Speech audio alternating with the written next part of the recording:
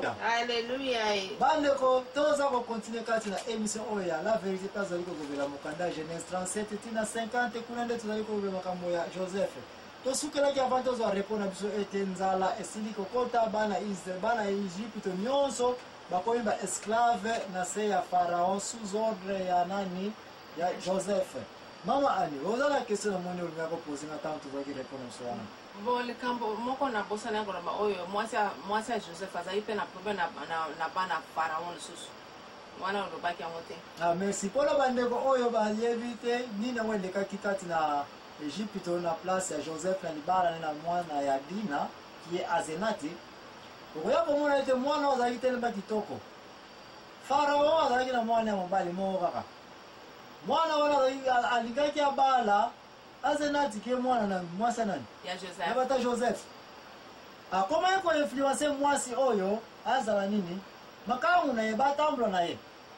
Mwasa Joseph ali no ngai okozwa ngai te ngana kangamika kana nani? Na mobali nanga pe na koma nanga mutu akosambela nzambe ya nini? Ya Joseph.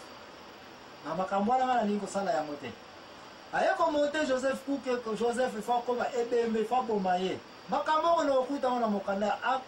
apokripa na ba mikanda musa kala oyo tangu basali collection ya Biblia ba mikanda oyo bataya ngo mwa na pembeni ba lingai peza ko insérer yango te ba juif qui est judaïsme kati na mikanda na bango ba makambo nyonso zali kolobela eza na kati wana yango wana batu mingi toza ko continuer ko insister ete landa histoire ya Bible okomona ete Bible zali collection ya ba livre nyonso te batia na Bible oyo ngana yo totangaka surtout ba Louis II oyo toza na yango ba Bible ba collection eza ne mingi oyo minene pe ezali mingi mais oyo toza nango yango nde tokangamaka yango parce yango nde bato nyonso bazali na yango mais tokolobelaka na Bible te comme si tokoloba Bible alors nini elekaki wana mama anilandanga bien Azenati ki ye mwasi ya Joseph ake kofuna makambo na mobali na ye te mena semeki na ye nani Benjamin mwana nsuka po Benjamin Goshem nyonso bana ezeta bakendaki kuna Benjamin ya atikala kaka na ndako ya palasi ya nani ya grand frère na ye parce wana bali te ndeko na ye te bilwa ye mama moko tata moko makila moko afundi ke petit frère semeki mwana mokonzi azolinga makambo boye na boye kutu azolinga aboma Joseph posoka abomi ye et puis asali nini a récupéré ngai Benjamin tama yoka jama bien merci ayebisi pe grand frère na ye te Joseph alingai na petit na garçon wana tokokutana oye makama salaki soki na yebisi ba grand frère nanga bandeko nanga na badibuma Leya Bila na bamini tout ça bakosala nini kope kosimba te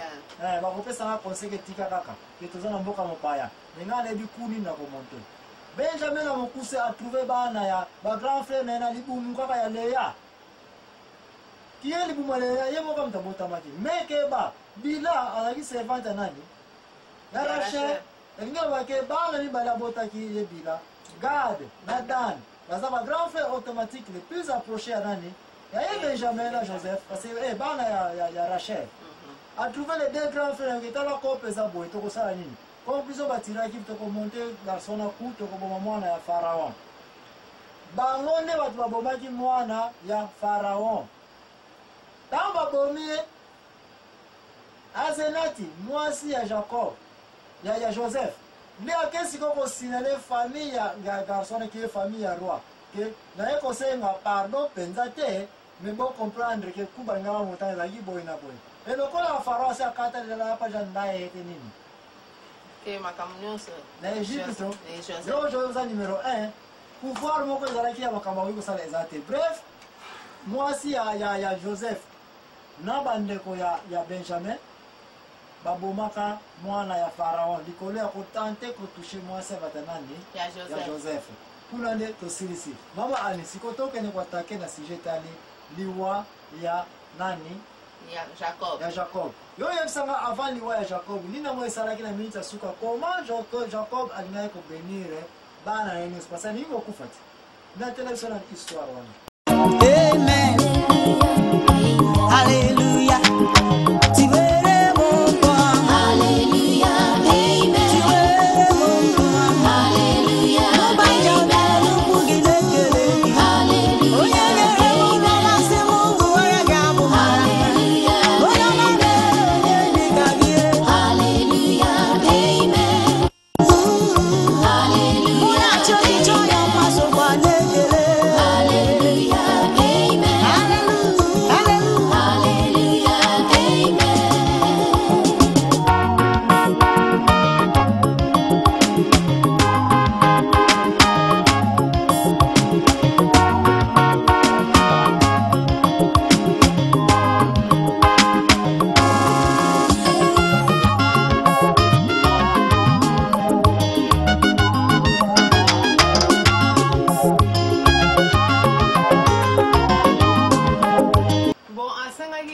Joseph aya na bana na abenir bango siko Joseph alobi kona neno benir bana yonde fo benir ngai biso bana na yo bana ngai manasana Ephraim ngai tata na bango ngam na ko benir bango ya alobi no ngai na ko benir bakoko na ngai yela nga bana na ngai manasana Ephraim nde na ko ngai mo na ko benir bango nde bana na ngai ngai na ko benir bango bon aya kina bana tawa ina bana sikoyo ye Joseph alobi ke okay mwana liboso yeyo Ephraim azalaki mwana nsuka Manase azalaki mwana liboso alobi bondi ne mwana liboso yeyo ye sikoyo ye Jacob azalaki deja avec azalaki suku mwana te mpona age elekaki mingi sikoyo ntango ye amoni ke Joseph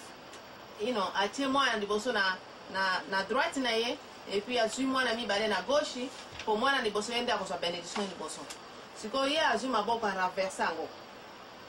ye arenverse maboko po babénédiction oyo alingaki apesa na mwana oyo ya liboso ekende na mwana oyo asuka nani Ephraim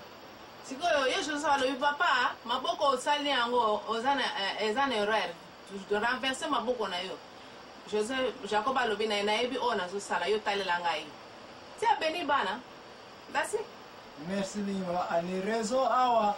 Jacob ali kokufa bata liboso ali kobenir bana na ye te me bana bankoko na bakoko na ye mamani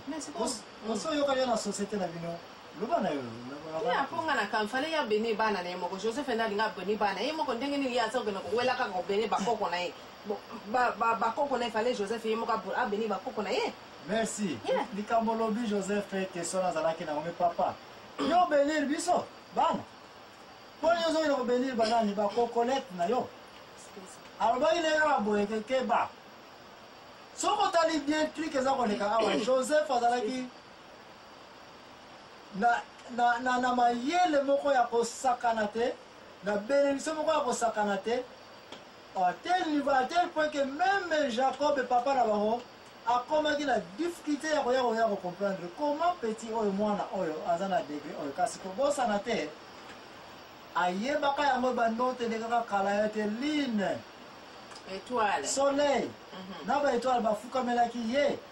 Jacob ayebaki ete quel que soit le cas na ndenge nafukameli ja mwana oyo puissance nyonso ya mwana oyo eza nango deja Jacob ayebaki ete yo Joseph oza na besoin lisusu nga nateli maboko te sino kutu po yo oleki no ngai na mosika parce nasi nafukameli yo yango wana asengaki ye tanga bible bien na mokanda ya Genèse 48-49 Jacob alobi na Joseph yo pesa ngai bana bakomi bana na ngai mpona benir bango parce que yo papa na bango kutu ozwi Egypte yo mokonzi ninga mosusu eza na mabele oyo yo moto koluka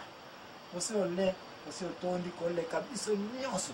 du ngai bana na yo baza bana na ngai Jacob Joseph angai discipline bipesa ngai bana na yo na kobenir bango donc bref bana ya liboso Jacob abenisaki bana na ye te ni bankoko let na ye ozo comprendre Ephraim na Manasa et puis okoya komona bénédiction apesaki bango alobi na Ephraim très bien ki ye mwana atiaki na loboko ya droite ki ye mwana nsuka yo mutu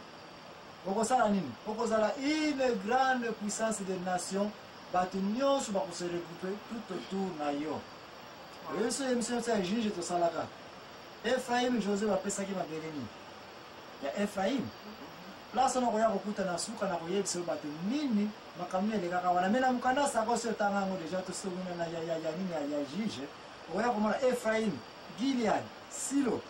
basanti nyonso basamson nyonso bango nyonso baroi David nyonso bazalaki kokende kosambela na Silo une fois par an Silo tina dati ya lelo oyo